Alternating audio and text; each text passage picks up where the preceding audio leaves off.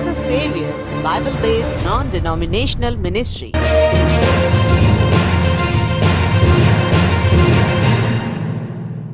आज का हमारा सब्जेक्ट है, आज का हमारा जो विषय है वो ये है, क्योंकि हम जानते हैं पवित्र शास्त्र हमसे कहता है कि व्यभिचार ना करो। पवित्र शास्त्र हमसे कहता है कि शरीर की लालसाओं और अभिलाषाओं पर नियंत्रण करो। तो सवाल यहां पर यह उत्पन्न होता है कि अगर परमेश्वर ने व्यभिचार और शरीर की इच्छाओं को पाप ठहराया है, यदि व्यभिचार और शरीर की इच्छाएं, शरीर की अभिलाषाएं पाप हैं, तो फिर परमेश्वर ने मनुष्यों में ये डाली ही क्यों?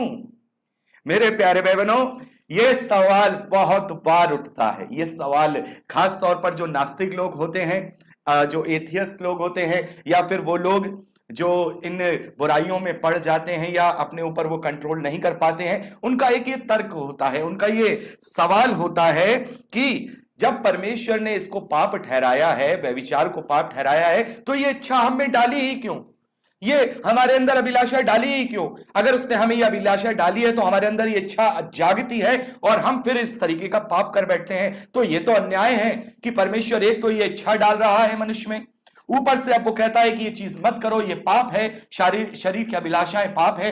तो आज हमारा ये बहुत ही महत्वपूर्ण विषय है मेरे प्यारे भाई बहनों, और मैं आप सभी से ये रिक्वेस्ट करता हूं, आप सभी से ये निवेदन करता हूं कि आज का ये जो विषय है बहुत ही महत्वपूर्ण होने वाला है। हमारे इस आत्मिक जीवन में हमें बहुत महत्वपूर्ण सवालों का जवाब मिलने वाला है कि क्या सचमुच परमेश्वर ने हमें इस प्रकार से बनाया है? क्या परमेश्वर ने ये इच्छाएं, ये शरीर की लालसाएं, ये व्यभिचार की इच्छाएं क्या परमेश्वर ने ही डाली हैं? इसका जवाब हमें मिलेगा। मेरे प्यारे बहनों, आप अंत तक इस मैसेज को जरूर सुनिएगा। बहुत महत्वपूर्ण आज का यह संदेश है, बहुत महत्वपूर्ण, और हो सके तो उसे ज्यादा से ज्यादा शेयर करिएगा, क्योंकि बाद में मैं इसे मेन चैनल पर भी अपलोड करूंगा। तो हम इसको आज अच्छी तरह से ये जान ले कि आखिर हम हैं क्या, हमें परमेश्वर ने बनाया क्या है, हमारे अंदर ये कैसी इच्छाएं डाली कैसे हैं, ये सारी बातों का आज हम अध्ययन करेंगे। सबसे पहले मैं चाहूंगा मेरे प्यारे भाई बहनों, सबोपदेशक उसका 3रा अध्याय उसके 18वें और 20वें वचन में हम पढ़ते हैं। बड़े ध्यान से मेरे प्यारे भाई बहनों यहां पर आप सुनिए। यहां पर राजा सुलेमान क्या कहते हैं? राजा सुलेमान कहते हैं, मैंने मन में कहा, बड़े ध्यान से सुनिए, मैंने मन में कहा ये इसलिए होता है, मैंने मन में कहा ये इसलिए होता है कि परमेश्वर मनुष्यों को जांचे कि देख सके कि वे पशु समान है। यहां राजा सुलेमान क्या कह रहे हैं? राजा सुलेमान मनुष्यों को कह रहे हैं कि जो मनुष्य है वो पशु समान है, क्योंकि यहां पर राजा सुलेमान क्या कह रहे हैं? क्योंकि जैसी मनुष्यों की वैसी ही पशुओं की भी दशा होती है। यानी जैसे मनुष्य होते हैं, जैसे पशु होते हैं, वैसे ही मनुष्य होते हैं। एक मरता है, यानी पशु मरते हैं तो मनुष्य भी मरता है, वो खाते हैं तो वो खाते पीते हैं, और सबों को एक जैसी सांस आती है। और मनुष्य पशु से बढ़कर नहीं, सब कुछ व्यर्थ ही है, सब एक ही स्थान में जाते हैं, सब मिट्टी से बने हैं और सब मिट्टी में फिर मिल जाते हैं।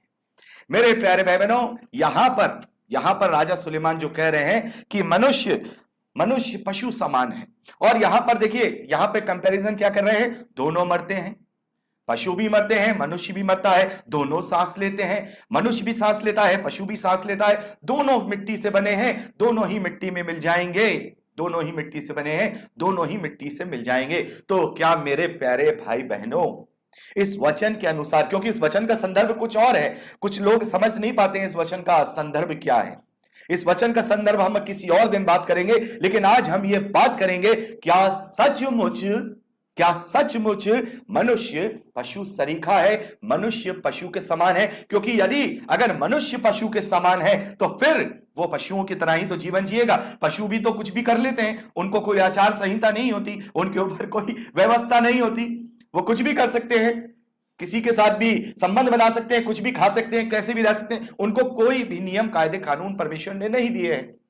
तो इसका मतलब क्या है? क्या सचमुच मनुष्य पशु के समान है? क्या हम एक पशु के समान हैं? क्या हम सचमुच मनुष्य जो है पशु के समान हैं? तो इसका जवाब क्या है? इसका जवाब क्या है कि क्या हम पशु के समान हैं?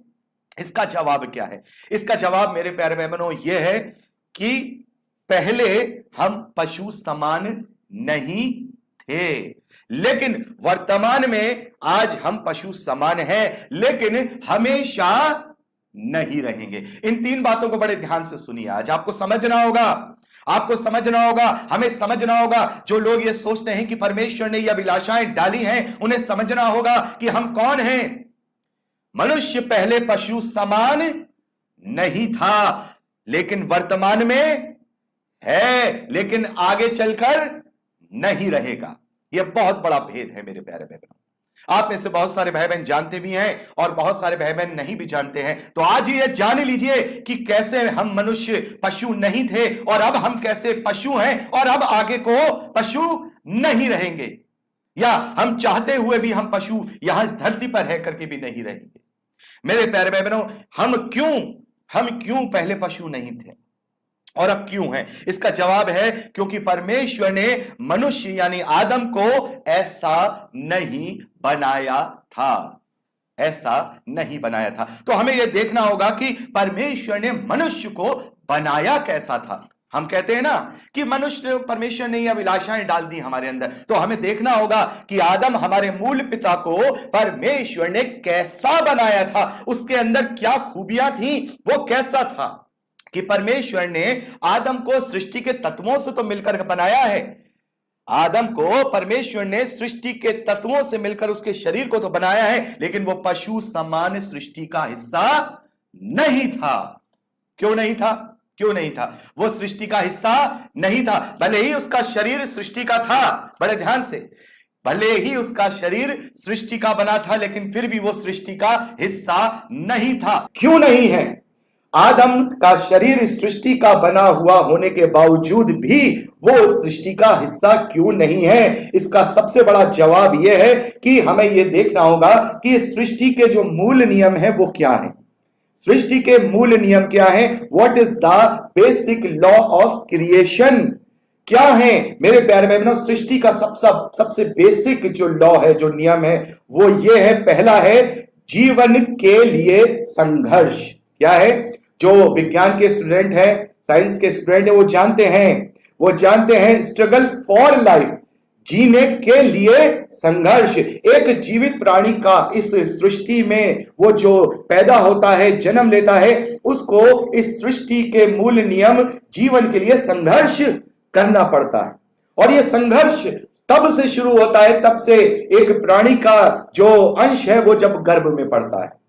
हम सब जानते हैं। तो सृष्टि का सबसे पहला मूल नियम क्या है? जीवन जीने के लिए संघर्ष करना, स्ट्रगल फॉर लाइफ। दूसरा नियम क्या है सृष्टि का? जो जीवित प्राणी है उनका दूसरा नियम क्या है? दूसरा नियम है प्रजनन। क्या है? प्रजनन, जिसे इंग्लिश में रिप्रोडक्शन बोलते हैं। अपने वंश को आगे बढ़ाना। और जितने जीवित प्राणी हैं वो जीने के लिए संघर्ष करते हैं और अपने मरने से पहले अपने वंश को बढ़ाने के लिए वो क्या करते हैं? रिप्रोडक्शन करते हैं, प्रजनन करते हैं। चाहे वो पेड़ पौधे हों, चाहे पशु पक्षी हों, आकाश के पशु हों, चाहे वो मनुष्य हो जो इस वक्त पशु समान है। और तीसरा हम देखते हैं, तीसरा जो सबसे बड़ा नियम इस सृष्टि का है वो है मृत्यु, डेथ। क्या? डेथ। ये तीन नियम सृष्टि के मूल नियमों में आते हैं। पहला जीवन के लिए संघर्ष, स्ट्रगल फॉर लाइफ। दूसरा प्रजनन यानी रिप्रोडक्शन। और तीसरा मृत्यु यानी कि डेथ। ये तीन बातें सृष्टि के हिस्से में प्रत्येक पे ये लागू होती है। तो क्या जब परमेश्वर ने आदम को रचा है तो क्या उस वक्त ये नियम उसके ऊपर लागू होते थे? क्या उसके ऊपर ये नियम लागू थे? भले ही उसका शरीर सृष्टि के तत्वों से परमेश्वर ने बनाया, लेकिन ये तीनों नियम उस पर लागू नहीं हो रहे थे। पहला भी हमने यही कंक्लूजन देखा कि वो जीवन के लिए संघर्ष नहीं कर रहा था। वो आदम की वाटिका में रहता था, उसे वहां कोई संघर्ष नहीं करना है। आज अगर हम संघर्ष ना करें तो क्या हम जीवित रह पाएंगे? या कोई पशु पक्षी संघर्ष ना करे, अपने जीने के लिए स्ट्रगल ना करे तो वो जी पाएगा? नहीं जी पाएगा। लेकिन आदम को वहां कोई स्ट्रगल नहीं करना था। उसको वो सुख सुविधाएं सारी, बिना पीड़ा बिना दुख तकलीफ की चीजें वहां दी गई थी। और यहां तक कि कितने सारे जानवर उसके साथ रहते थे। हम उत्पत्ति की पुस्तक में पढ़ते हैं तो कितनी सारी बातें हम देखते हैं कि सारे जानवर उसके पास थे, लेकिन वो उसे हानि नहीं पहुंचा सकते थे। आज हम जंगल में चले जाएं, कोई जानवर छोड़ देगा हमें?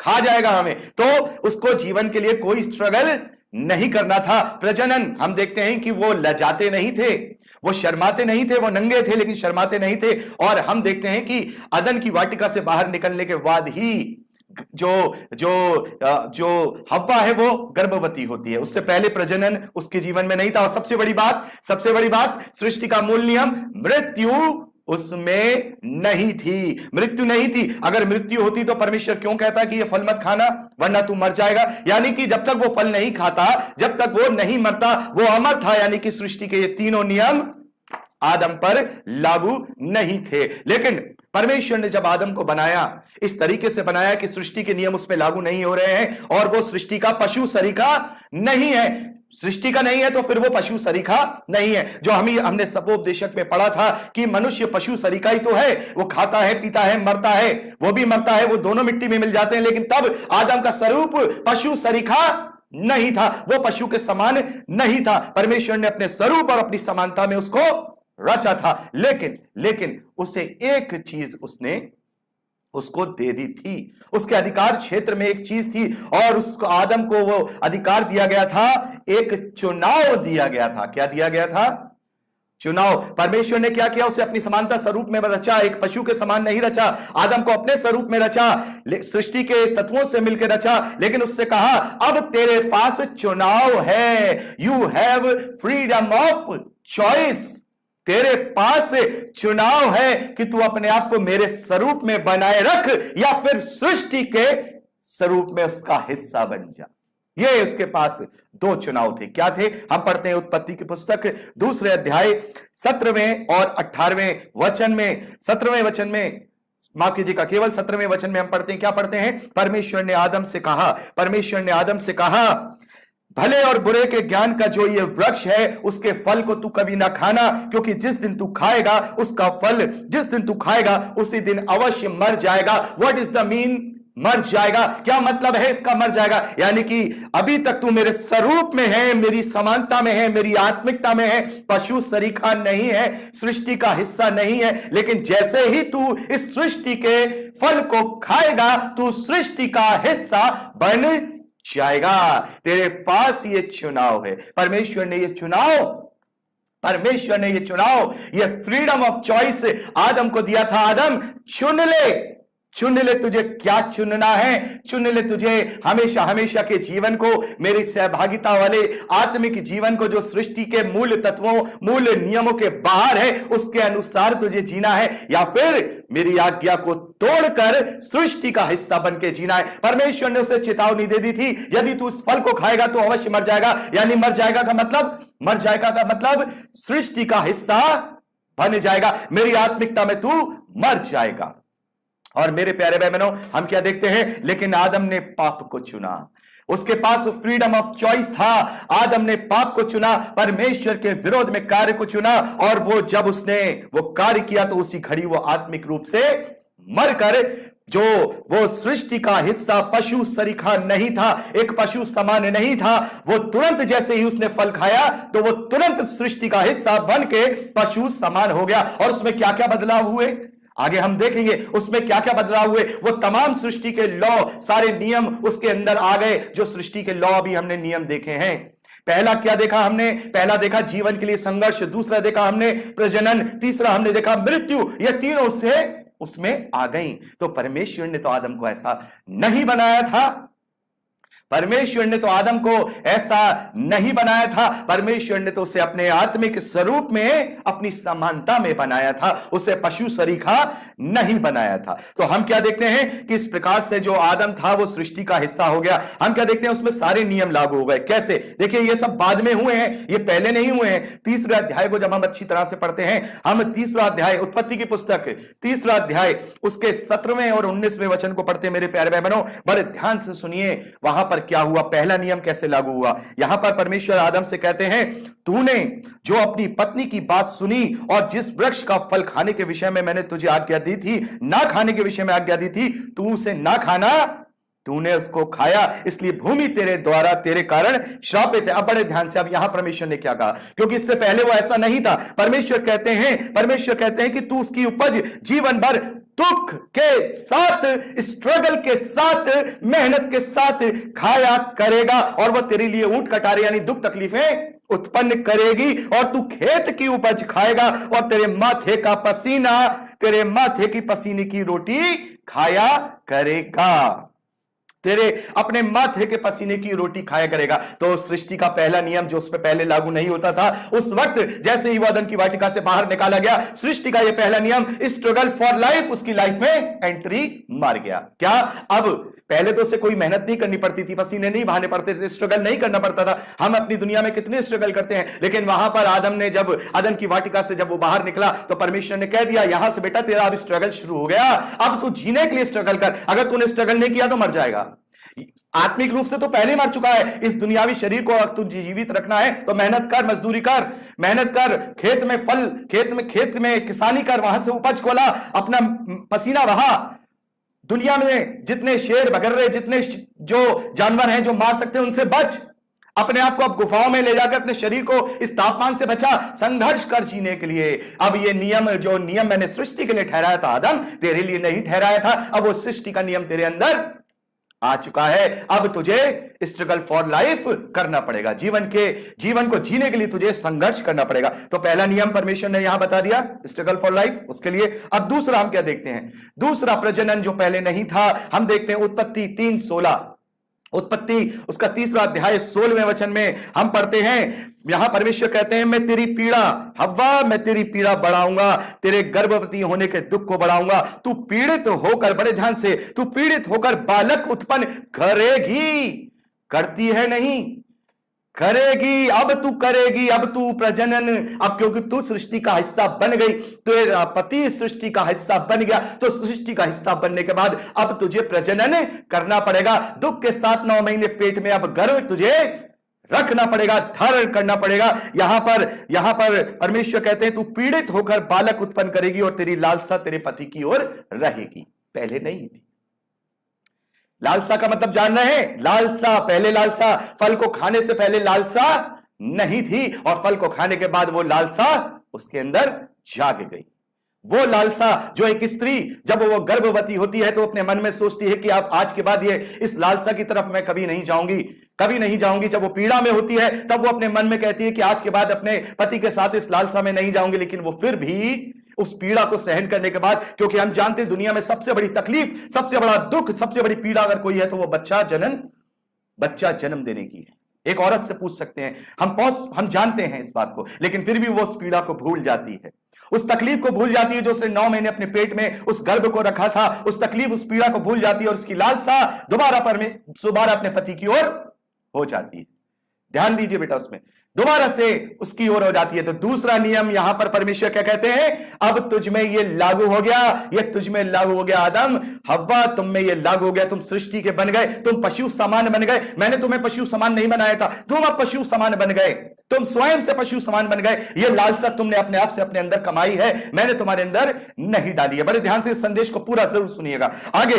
आगे सृष्टि का तीसरा और मूल सिद्धांत, मूल नियम क्या है? मृत्यु। यहां पर हम 3रा अध्याय उत्पत्ति की पुस्तक उसके 19वें वचन में पढ़ते हैं मेरे प्यारे भाई बहनों। यहां पर लिखा है, तू अपने माथे के पसीने की रोटी खाया करेगा और अंत में मिट्टी में मिल जाएगा, क्योंकि तू उसी में से निकाला गया है। तू मिट्टी ही तो है, मिट्टी में फिर मिल जाएगा। यानी तुझे अभी तक तो तू आत्मिक मृत्यु को प्राप्त कर चुका है, मेरा स्वरूप तूने खो दिया। अब ये जो शरीर इस सृष्टि का है ना, इस सृष्टि के नियम के अनुसार ये ढल जाएगा।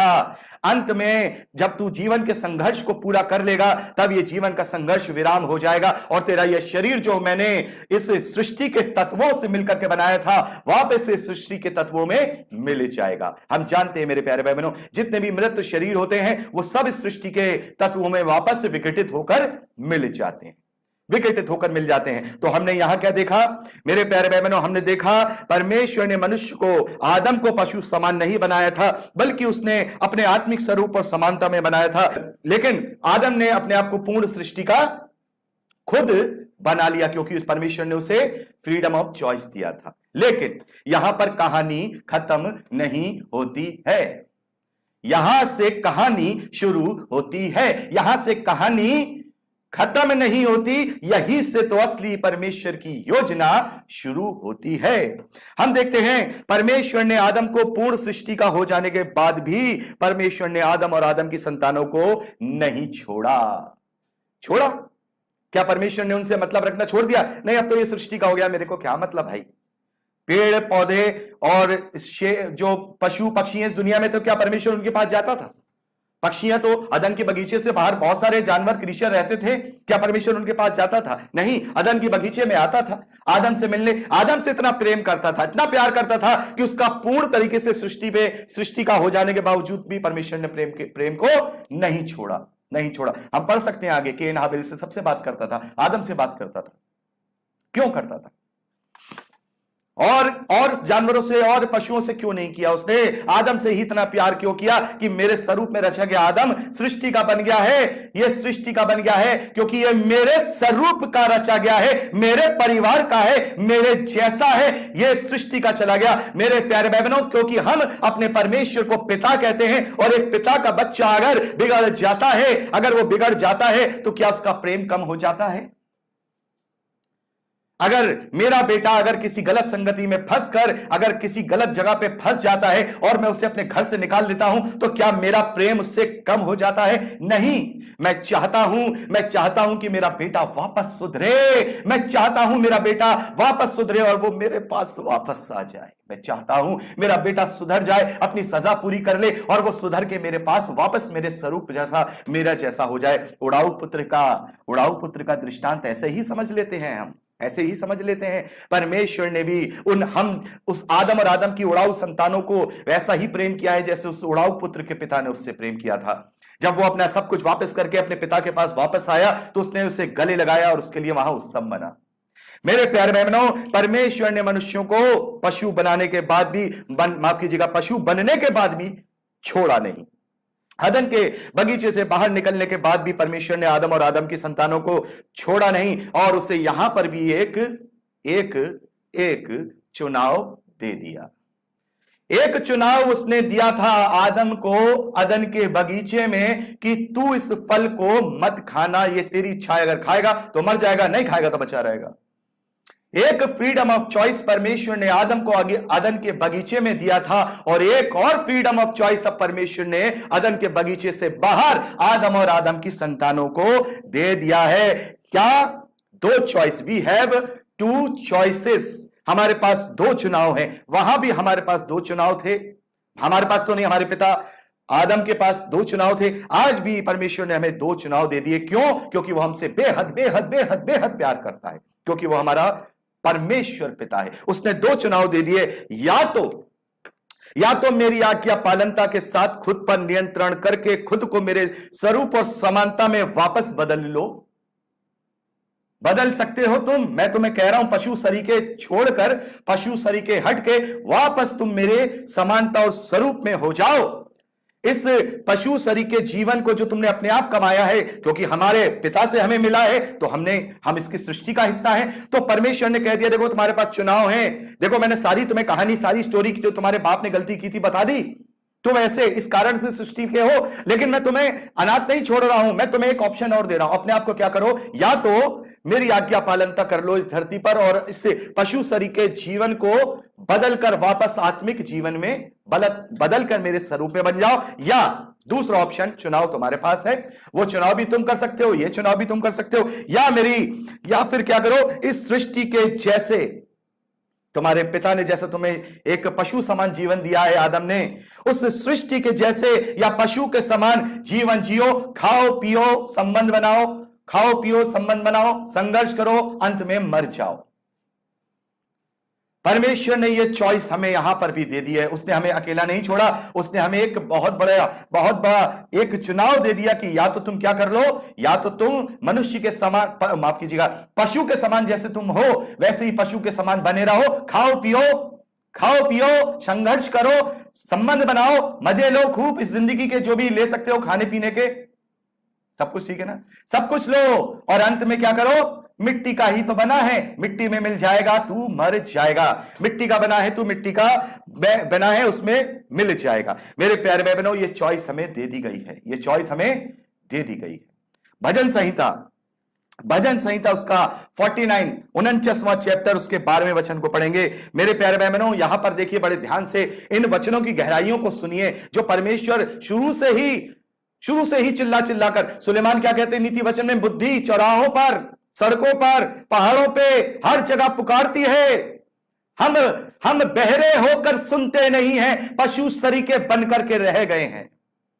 बुद्धि हर जगह पुकारती है, परमेश्वर हर जगह पुकारता है कि आओ आओ, जो गलती कर चुके उसे सुधार लो। तो यहां पर हम भजन संहिता 49वां अध्याय उसके 12वें वचन को पढ़ेंगे। परंतु, बड़े ध्यान से, परंतु मनुष्य प्रतिष्ठा पाकर भी स्थिर नहीं रहता, वह पशुओं के समान होता है जो मर मिटते। कितनी बड़ी प्रतिष्ठा मिल गई, इतनी बड़ी प्रतिष्ठा कि पशु समान होकर के भी परमेश्वर ने छोड़ा नहीं, त्यागा नहीं। केन हाबिल के समय में देखते हैं वो मिलता है, नूह के समय में देखते हैं वो मिलता है, अब्राहम के समय में देखते हैं वो मिलता है, मूसा के समय में देखते हैं वो मिलता है, एलिया के समय में देखते हैं मिलता है, एलिशा के समय में देखते हैं मिलता है। तमाम भविष्यवक्ता, जकरिया, दानियल, सबके जरिए वो मिलता है।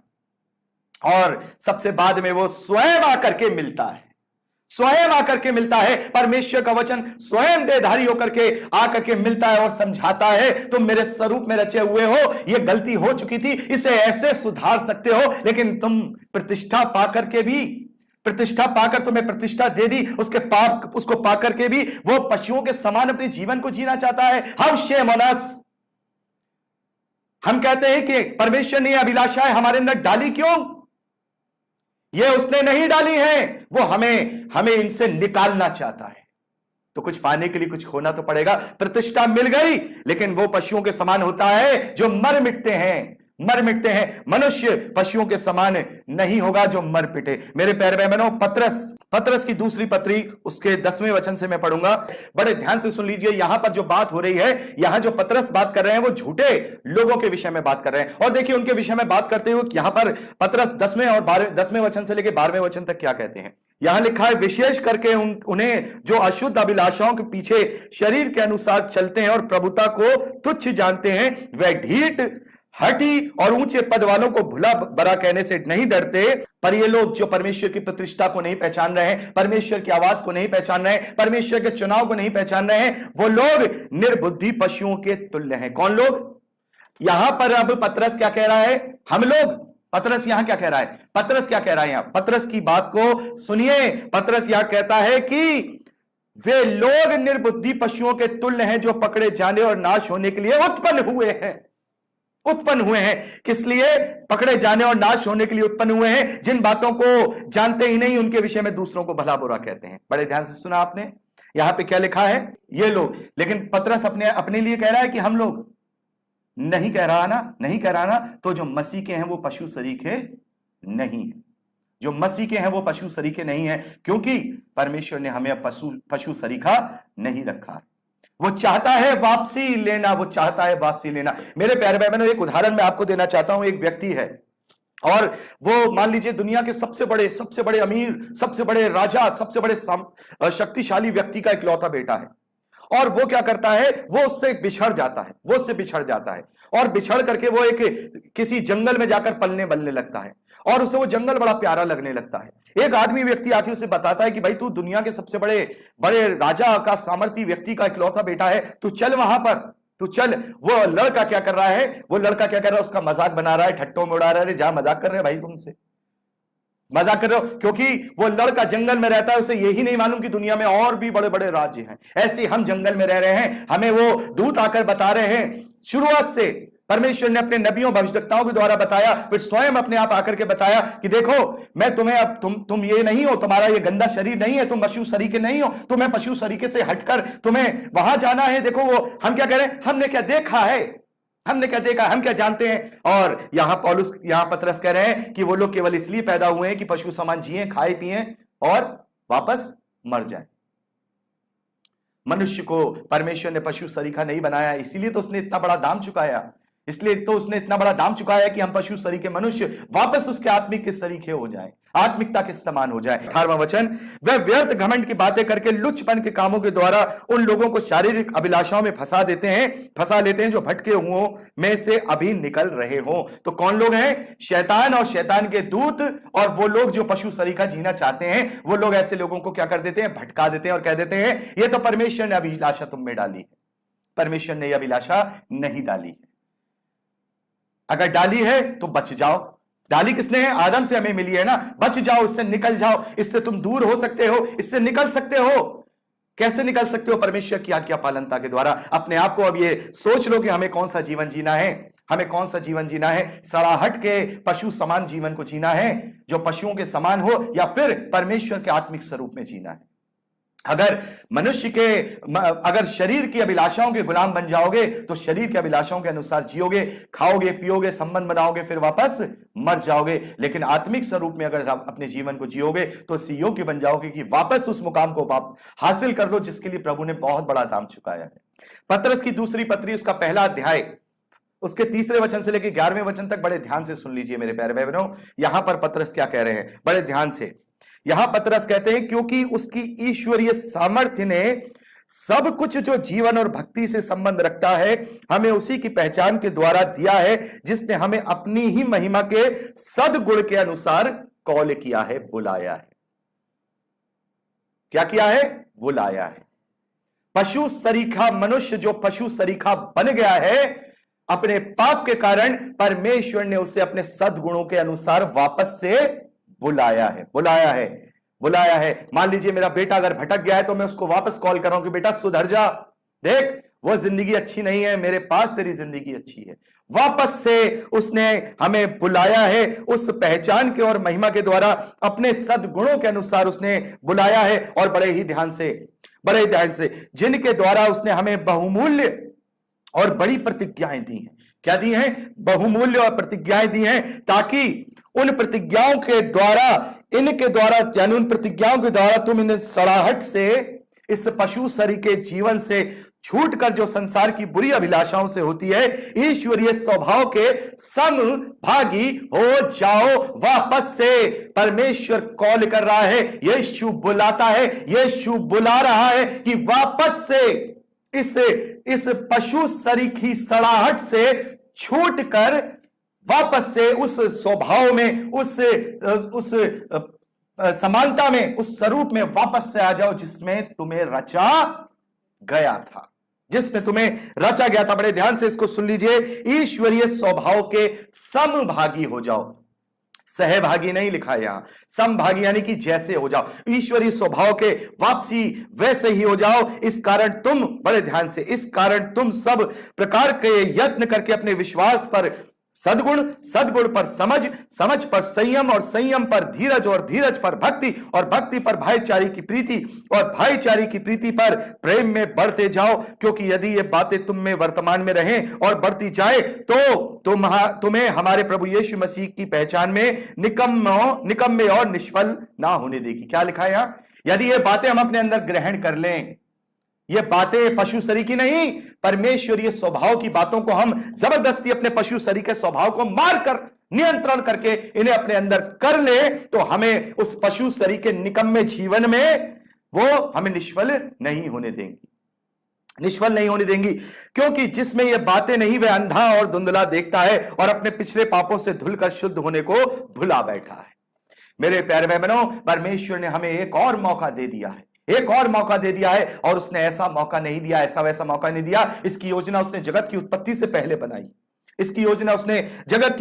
पहले बनाई है, और हम उसकी योजना, उसकी बात को इस बात से टाल रहे हैं कि परमेश्वर ने हमें ये डाली है। परमेश्वर ने हम में नहीं डाली। हम में पशु समान हम पैदा हुए हैं, आदम से हमें वो पशु समान बातें मिल गई हैं, लेकिन परमेश्वर ने हमें एक और जन्म दे दिया है कि हम अब पशु समान नहीं रहे। अभी हम आगे बात करेंगे।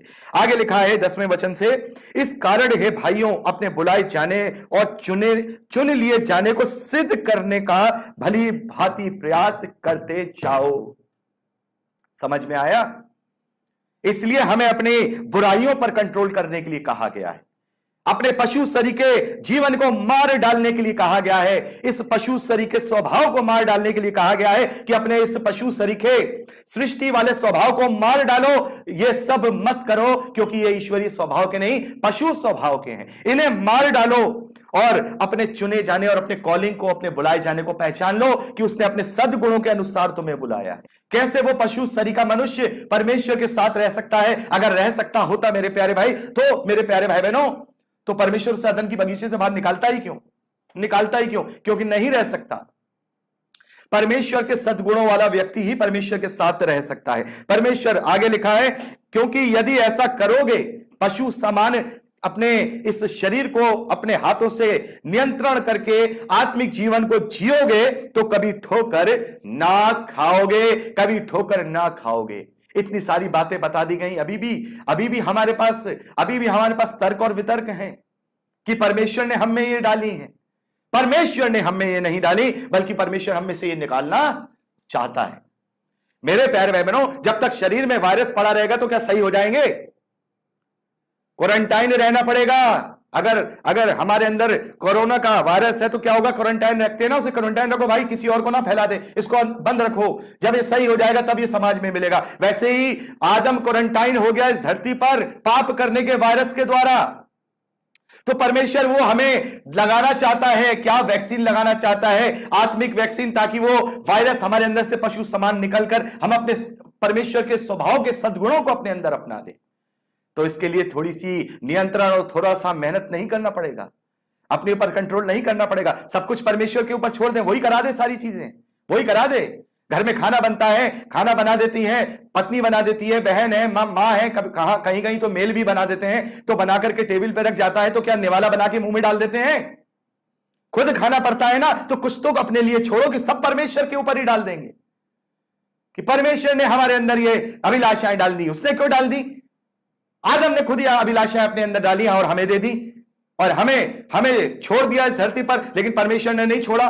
परमेश्वर ने कहा कि नहीं, निकालो इनको, वायरस को साफ करो, ये पशु समान बातें हटाओ अपने अंदर से और मेरी बातें डालो, एंटीबॉडीज डालो मेरे वाले। इन पशु समान तरीके से लड़ने के लिए अपने आप को तैयार करो। वरन इस रीति से, आगे 11वें वचन को बड़े ध्यान से, वरन इस रीति से तुम हमारे प्रभु और उद्धारकर्ता प्रभु यीशु मसीह के अनंत राज्य में बड़े आदर के साथ प्रवेश करने पाओगे। अब बड़े ध्यान से, क्या है? बड़े आदर के साथ प्रवेश करने पाओगे। धुतकार के निकाल दिया गया था आदम को। कैसे निकाला होगा? चलो निकलो, अब तुम इसकी योग्य नहीं रहे, चलो। और वहां क्या किया? फाटक पे पहरेदार बैठा दिए परमेश्वर ने, भगा दिया उन्हें वहां से। कैसे? बड़े आदर के साथ भगाया होगा। अरे आदम जी जरा यहां से निकल जाइए, हव्वा जी जरा यहां से निकल जाइए। नहीं ना, बेइज्जत करके बाहर निकाला था, लेकिन अब वो आदर के साथ वापस लेना चाहता है। लेकिन पशु होकर कैसे चले जाएंगे?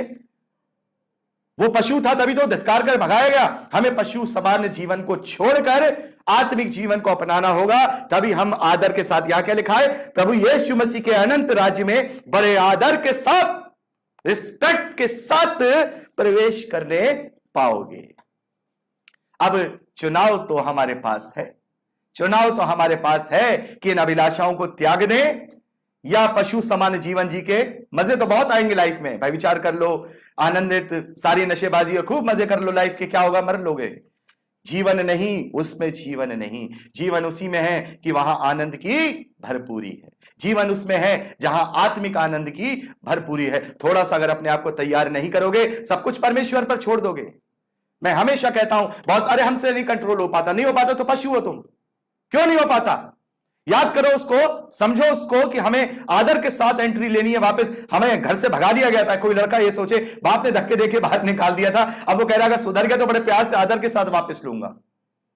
तो वो लड़का समझदार होगा तो क्या करेगा? अपने आप को सुधार लेगा और कहेगा पिताजी मैंने अपने आप को सुधार लिया है। तो पिताजी क्या करेंगे? आ बेटा, मैं तुझे अपने गले से लगाता हूं, जाओ। जैसे उड़ाऊ पुत्र के पिता ने किया था, जाओ देखो सबसे बढ़िया वाला मेड़ा जो हो बनाओ, तैयार करो, उत्सव मनाओ, आनंद मनाओ।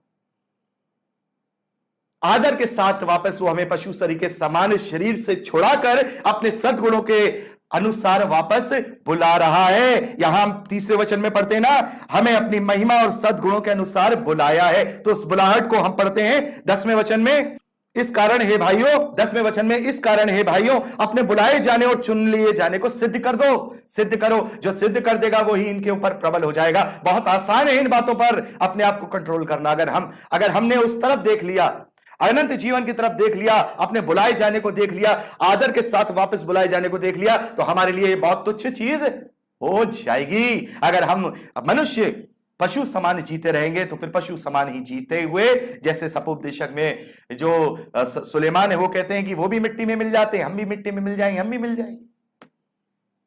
मिल जाएंगे। तो हमें पशु समान अपने जीवन को नहीं जीना है। मेरे प्यारे भाई बहनों, हमें चुनना होगा कि हमारा चुनाव क्या है, क्योंकि हमारा चुनाव ही हमारा भविष्य तय करेंगे। हमारा चुनाव ही हमारा भविष्य तय करेंगे कि हम चाहते क्या है। पशु शरीर का जीवन चाहेंगे तो हमें मृत्यु मिलेगी और उसके बाद भी दंड मिलेगा। और अगर जीवन चाहेंगे, अगर अपने आप को पशु शरीर का हटाकर परमेश्वर के सद्गुणों के अनुसार अपने आप को बदलने का प्रयत्न करेंगे, प्रयत्न करने के लिए कहा गया है, प्रयत्न भी नहीं होगा, प्रयत्न करते जाएंगे तो हमें जीवन मिलेगा। तो यदि हम चाहते हैं कि पशुओं के समान जीवन जिए तो जिए, और अगर हम चाहते हैं कि परमेश्वर ने जो रास्ता बनाया उस पर चलें, तो उस पर चलने के बाद हम बड़े ही इज्जत के साथ, बड़े आदर सम्मान के साथ, बड़ा क्या आदर सम्मान, क्या हम लिखा है ना वचन में कि जब किसी चरवाहे की जो एक भेड़ होती है वो खो जाती है, 99 उसके पास एक खो जाती है, उसे ढूंढने निकलता है, और जब उसके वापस मिलती है तो क्या आनंद होता है ना। ऐसे ही जब परमेश्वर का बेटा या परमेश्वर की बेटी जो पशु समान जीवन में जी रहे थे, जब वो वापस आत्मिक जीवन में जीते हैं तो उस सब का माहौल स्वर्ग में होता है, आनंद होता है। हम उस रास्ते पर चलें जो रास्ता हमें बता दिया गया है। और वो रास्ता कौन सा है? वो रास्ता एकमात्र रास्ता है, और वो रास्ता है प्रभु यीशु मसीह। और वो रास्ता है प्रभु यीशु मसीह। यूहन्ना रचित सुसमाचार उसका हम 14वां अध्याय और उसके 6वें वचन को पढ़ते हैं।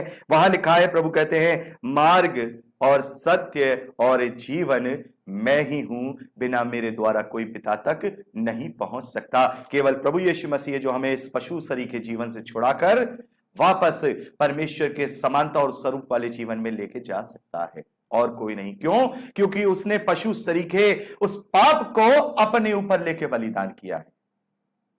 क्यों? किसी और ने किया है आज तक? क्योंकि पशु शरीर का जीवन जो है उसका जो प्रतिफल है, जो मृत्यु है, वो तो आना ही होगा। पशु समान शरीर में रह रहे हैं, तो पशु समान शरीर में रहकर परमेश्वर के आत्मिक स्वरूप में आने के लिए इस पशु समान मृत्यु को भी जो सहना होगा, उस मृत्यु के प्रतिफल को किसने कर दिया पूरा? एक मार्ग ने पूरा करा, और वो है प्रभु यीशु मसीह। और वो है प्रभु यीशु मसीह। दुनिया का कोई व्यक्ति ये नहीं कह सकता कि मैं तुम्हें मृत्यु से बचा सकता हूं। अगर कोई ये कहने लगे कि हां मैं तुम्हें मृत्यु से बचा सकता हूं, तो बताओ कैसे?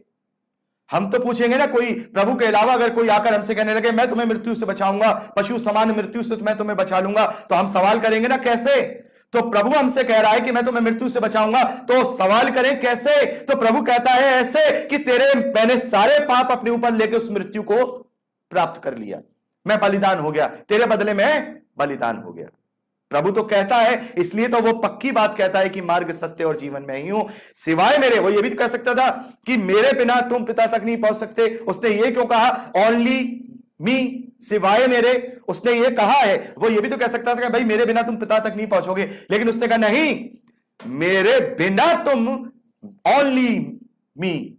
कोई नाम नहीं दिया गया, एक ही नाम दिया गया है, वो है प्रभु यीशु मसीह। और हम परमेश्वर के प्रेम को देखते हैं। यूहन्ना रचित सुसमाचार उसके 3 अध्याय 16वें वचन में हम देखते हैं कि परमेश्वर ने जगत से ऐसा प्रेम रखा, परमेश्वर ने जगत से ऐसा प्रेम रखा कि उसने अपने इकलौते पुत्र को दे दिया कि जो कोई उस पर विश्वास करे वो पशु समान नाश ना हो, वरन हमेशा हमेशा की जीवन को पाए। मेरे प्यारे भाई बहनों, आप इस बात को बड़े ध्यान से सीरियसली सुन लीजिए। अपनी अभिलाषाओं को कंट्रोल करना बहुत लाभकारी होने वाला है। अपने लालसाओं को नियंत्रण करना बहुत लाभकारी होने वाला है, और उसके लिए भी उसने हमें सामर्थ्य दिया है। उसने सारा खाना वाना बना करके डाइनिंग टेबल पे रख दिया है, तो क्या अब हम खा भी नहीं सकते? उसने सारे पापों से छुटकारा दे दिया। हमें परमेश्वर की धार्मिकता बना दिया, तो अब क्या हम उस धार्मिकता वाले जीवन को केवल जी भी नहीं सकते, उसके लिए भी परमेश्वर को दोष लगाएंगे कि तूने ही अभिलाषा डाल दी। मां पर भी कहा करो, मां से भी, बहन से भी, पत्नी से भी कहा करो, खाना बनाती हो खिलाती नहीं हो मुंह में डाल के, और कहा करो हमारा मुंह चलाकर चबा भी दिया करो।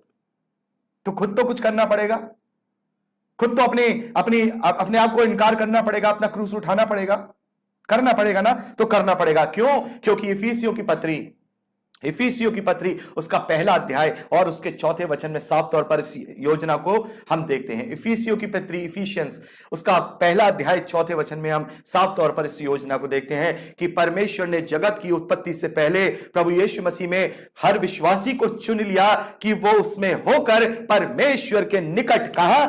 निकट प्रेम में पवित्र और निर्दोष ठहरे। इफिसियों की पत्री पहला अध्याय चौथे वचन को आप बड़े ध्यान से सुन लीजिए कि वहां पर साफ तौर पर लिखा है कि परमेश्वर ने जगत की उत्पत्ति से पहले प्रभु यीशु मसीह में मुझे और आपको चुन लिया कि हम उसमें होकर क्या हो जाएं? हम उसमें होकर परमेश्वर के निकट प्रेम में पवित्र और निर्दोष ठहरे। तो मेरे प्यारे भाई बहनों, हमें समझना होगा। अब देखिए, मैं आपको एक बहुत अच्छी बात बताऊंगा। क्यों? क्योंकि अब हमारे हाथ में तो था नहीं जन्म लेना, हमने तो अपने आप को जन्म नहीं दिया, हमारे माता पिता ने जन्म दिया, और हमने अपने माता पिता से जो जन्म में पाया वही हमारे पास है। आदम से जो चीजें मिल गई वो हमारे पास है। आदम से हमें मृत्यु मिल गई, हमारे पास है। आदम से वो लालसा मिल गई, हमारे पास है। आदम से वो अभिलाषा मिल गई, हमारे पास है। आदम से वो सारी सृष्टि के नियम हमें मिल गए, बिल्कुल पशु समान शरीर का जीवन मिल गया। लेकिन मेरे प्यारे बहनों, परमेश्वर ने एक बहुत अच्छा रास्ता निकाला। उसने हमें एक नया जन्म दे दिया। क्या दे दिया? नया जन्म दे दिया। आप बड़े ध्यान से, हम तो नया जन्म पाए हुए हैं ना, तो हम जानते हैं हमें नया जन्म मिला है।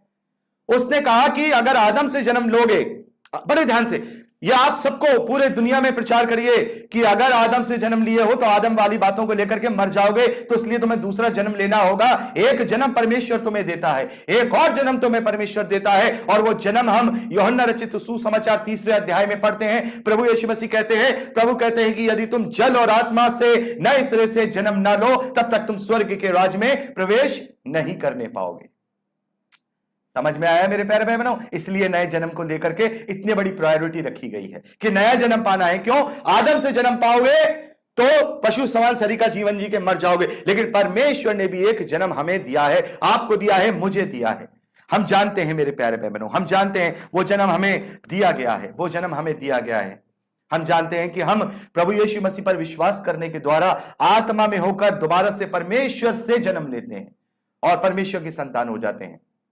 और मैं चाहूंगा पहला कुरिन्थियों उसका 15वां अध्याय, बड़े ध्यान से, ये बहुत ही स्पेशल अध्याय मेरे प्यारे भाई बहनों, यहां पर हम पढ़ेंगे पहला कुरिन्थियों उसका 15वां अध्याय, उसके 45वें वचन से मैं पढ़ूंगा। बड़े ध्यान से सुन लीजिए। परमेश्वर ने हमें अकेला नहीं छोड़ा। अब हमें चुनाव करना है कि हम क्या चुन लें। यहां पे हम चुनाव करेंगे कि हमें क्या चुनना है। यहां पहला कुरिन्थियों 15वां अध्याय 45वें वचन से पढ़ रहा हूं। ऐसा ही लिखा भी है, पौलुस कह रहे हैं, ऐसा लिखा भी है कि प्रथम मनुष्य आदम अर्थात जीवित प्राणी बना, और अंतिम आदम जीवनदायक आत्मा बना। यहां 2 आदमों के विषय में बात हो रही है। किसके विषय में बात हो रही है मेरे प्यारे भाई बहनों? 2 आदम, पहला आदम और अंतिम आदम। बड़े ध्यान से, बहुत ही गहराई के शब्द, वचन, मेरे माफ कीजिएगा, वचन है यहां कि यहां लिखा है और अंतिम आदम जीवनदायक आत्मा बना। परंतु पहले आदम, जो आदम था, वो आत्मिक ना था, स्वाभाविक था, शरीर का बनाया था उसने, उसे सृष्टि के नियम, सृष्टि के तत्वों से मिलकर के उसे बनाया था। आत्मिक नहीं था वो आदम आत्मिक नहीं था, सृष्टि का था, लेकिन उसके अंदर का जो स्वभाव था वो आत्मिक था।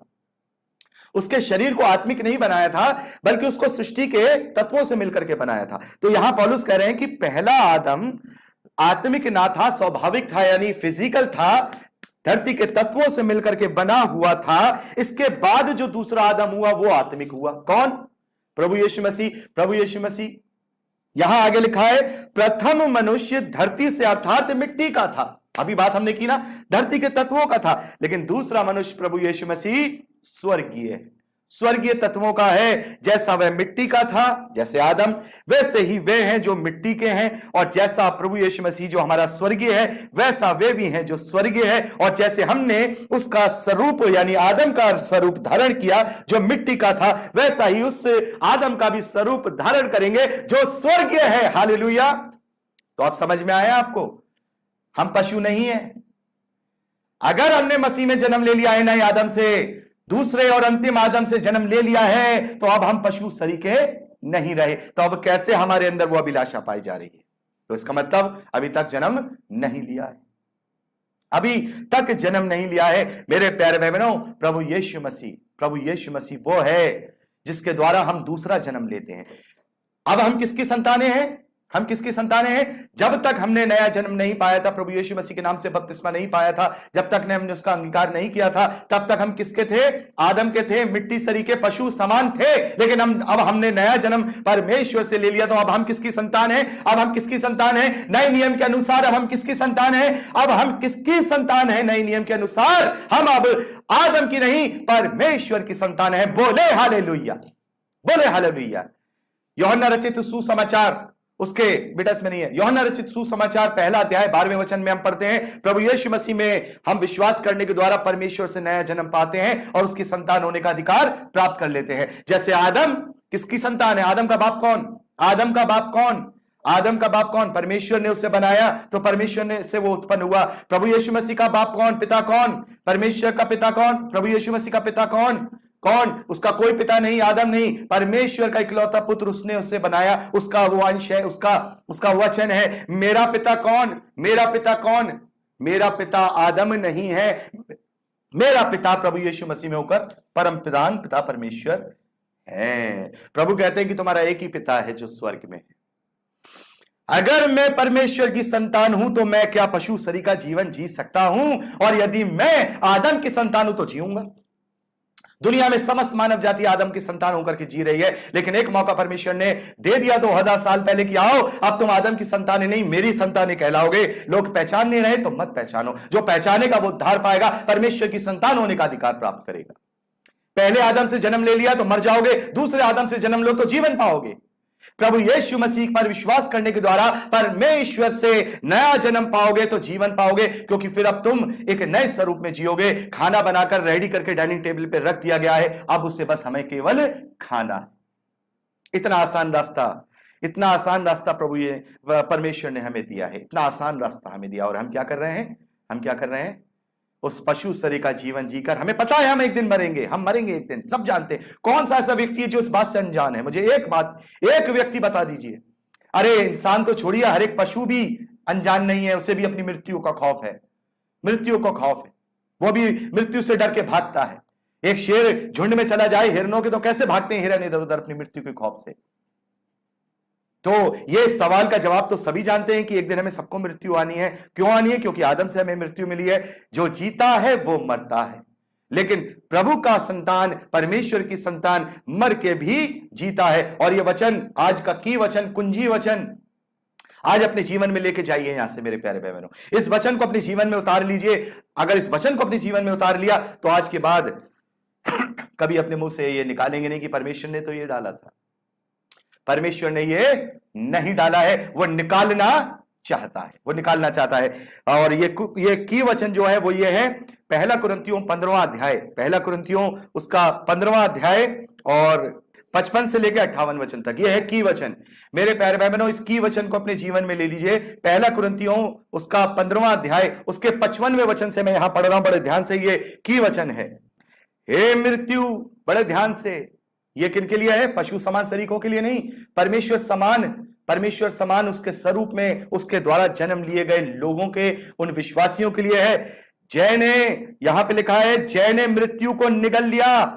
हे मृत्यु तेरी जयकार रखी रही, हे मृत्यु तेरा डंका कहां रहा, हे मृत्यु तेरा डंका कहां रहा। हम पशु समान नहीं है जो तेरा हम पर डंका बजेगा। इसलिए परमेश्वर कहता है व्यभिचार मत करो, इसलिए परमेश्वर कहता है शरीर की लालसाओं में मत पड़ो, इसलिए परमेश्वर कहता है शारीरिक अभिलाषाओं में मत पड़ो, क्योंकि वो तुम्हें मृत्यु की ओर लेके जाएंगे, क्योंकि उससे तुम्हारे मूल पिता आदम ने कमा लिया तुम्हारे लिए। अब इनको छोड़ दो, तब तुम ये कह पाओगे, हे मृत्यु तेरी जय कहां रही, हे मृत्यु तेरा डंका कहां रहा। क्यों? क्योंकि मैं अब आदम से ना रहा, अब मैं प्रभु यीशु मसीह पर विश्वास करने के द्वारा परमेश्वर का हो गया हूं, परमेश्वर का हो गया हूं। आप परमेश्वर के हो गए।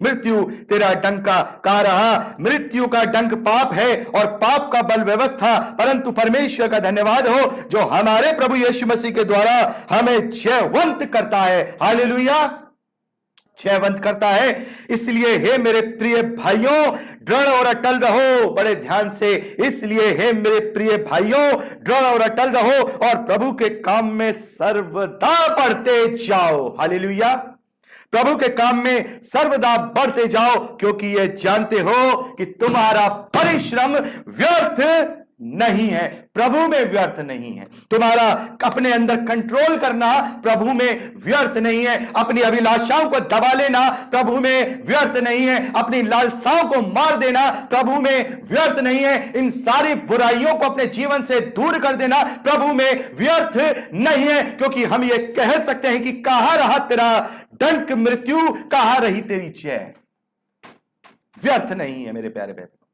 अगर मृत्यु का खौफ होता है ना, अगर गन को अगर यहां पॉइंट पे लगा करके कोई बोले कि ये कर दो, फटाफट से कर दोगे, तो वो मृत्यु आनी है, आज नहीं आएगी तो 20 साल बाद, 25 साल बाद, 50 साल बाद आएगी तो जरूर। 120 साल से ज्यादा कोई जी करके दिखा दे इस धरती पर। तो जब वो आज नहीं तो कल आनी है, तो उस मृत्यु का खौफ नहीं है। जब कभी व्यभिचार में फंसने जाओ, जब कभी शरीर की अभिलाषाओं में फंस जाओ, जब कभी इस पशु शरीर का जीवन जीने के लिए तुम्हारा जो मन है वो तुम्हें धोखा दे, तब ये कहोगे नहीं मर जाएंगे। जैसे मौत का डर होता है ना, मौत का डर होता है, मौत के डर से सब कुछ कर लेते हैं, हमने गन पॉइंट पे हमने कुछ भी करा सकते हैं, वैसी मौत का खौफ उस वक्त बच गए। लेकिन ये खौफ कि नहीं मैं मरूंगा, अगर मैंने प्रभु को ग्रहण नहीं किया तो मैं मरूंगा, और अगर मैंने प्रभु को ग्रहण किया तो मैं जीवित रहूंगा। ये बलिदान, ये परिश्रम जो आज हम करते हैं, हम दूसरों की तरह जीवन जी सकते हैं, हम दूसरों की तरह अभिलाषाओं वाले जीवन जी सकते हैं, व्यभिचार कर सकते हैं, सारी चीजें कर सकते हैं, लेकिन हम फिर मरने की ओर आगे बढ़ रहे हैं। लेकिन हमारा परिश्रम, यहां पर पौलुस कह रहे हैं, लेकिन याद रखो अपने आप को परमेश्वर में बढ़ाते जाओ, अटल रहो, प्रभु के काम में सर्वदा बढ़ते जाओ, क्योंकि ये जानते हो कि तुम्हारा परिश्रम प्रभु में व्यर्थ नहीं है। अपनी अभिलाषाओं को कंट्रोल करना सीख जाइए, ये कहना हमें छोड़ना होगा। और जो कोई आकर नास्तिक बोले ना परमेश्वर ने हमारे अंदर ही तो अभिलाषा डाली, तो बोले तेरी डाली होंगी, तू है पशु, हम नहीं है। तू है पशु, तू पशु समान इस सृष्टि का हिस्सा है, तो रहना ऐसा। लेकिन प्रभु तुझसे कॉलिंग कर रहा है, आजा बेटा।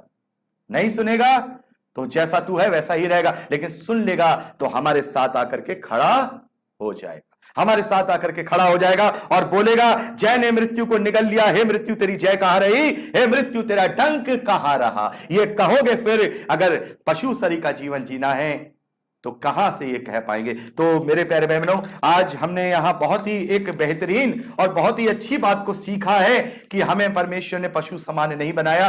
हम खुद अपने माता पिता, अपने मूल पिता आदम के द्वारा पशु सरीखे बने थे, लेकिन परमेश्वर ने हमसे ऐसा प्रेम रखा कि उसने अपने इकलौते पुत्र को दे दिया। ऐसी योजना बनाई कि हम वापस अब उस पशु सरीखे स्वभाव से हटकर परमेश्वर के स्वभाव के संभागी बन जाएं।